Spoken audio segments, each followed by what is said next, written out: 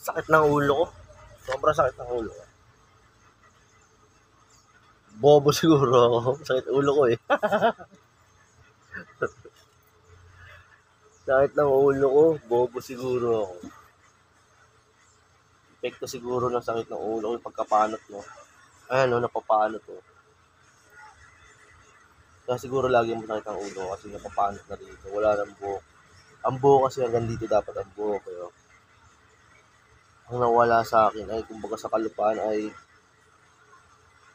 50% nang nawawala.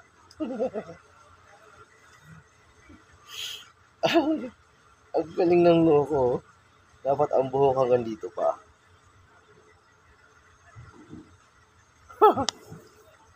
Akalain mo yon isang kamay ang nawala sa buhok ko yun, no? Hindi naman ako stress.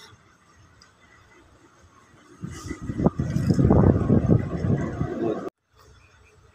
Pero sa tingin ko may solusyon naman dito eh. Kasi nga sa lupa, di ba, may landscape. Dapat sa ulo may landscape din eh, no? Grabe yung realistic. Pag gumanon ako kalahati ng ulo ko, walang buhok dito. Pero may mga life hack naman dyan. Sombrero ka, o kaya bonnet ka. Pero pag sumakit ang ulo mo,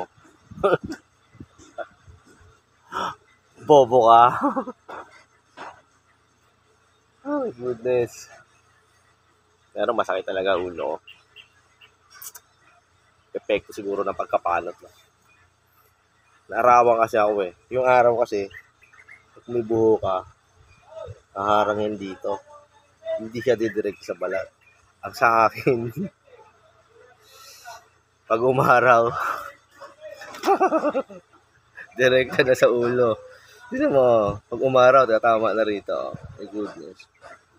Pero dati ang buho ko talaga ganyan eh. Tapos ganun pa kimpi ganyan. Para lusi. Ngayon, not pa na. Magtatag kaya ako ng grupo, no? Tropang panot. Tapos lahat ng tatanggapin, susukatin. Sukatin ng kamay. Pag hindi lumagpas sa isang kamay na ganyan, hindi ka tanggap sa grupo. Pero pag lumagpas na, ang hanggang dito na, founder ka kaagad. Panot, fraternity. Ang founder, si Foreman. Lastik na. Sinisira ako yung sarili ko. My goodness. Walang magawa eh.